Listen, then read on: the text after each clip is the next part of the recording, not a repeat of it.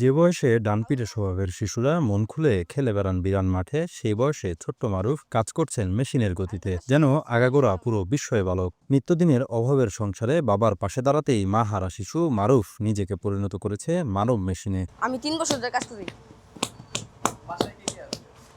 আমার আব্বু, আমার ভাই আর আমি। বয়স 13, শেষের দিকে, 1 মাস বাকি আছে।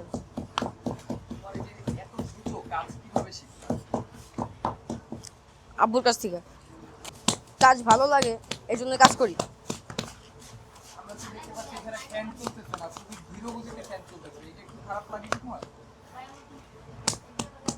অভ্যাস হয়ে গেছে।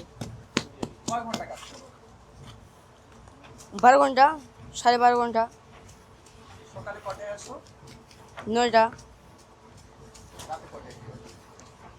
রাত্রে যাই ঠিক নেই, ওই 9টা 10টা ফিরতে ফিরতে যায়। পুরান ঢাকার নয়াবাজারের বাসাবাড়ি লেনের সরুগুলোতে প্রবেশ করে যে কাউকে জিজ্ঞেস করলেই দেখিয়ে দিবে মারুফের সেই গিঞ্জি কারখানা।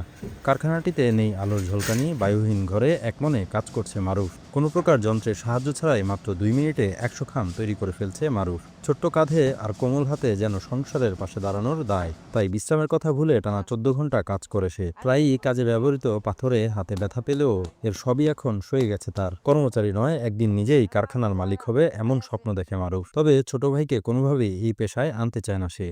নিজে পড়াশোনা করতে না পারলেও আদরের ছোট ভাইটিকে মাদ্রাসায় পড়াচ্ছে সে। তার সপ্তাহে স্বপ্ন ভাইটি একদিন মাওলানা হবে।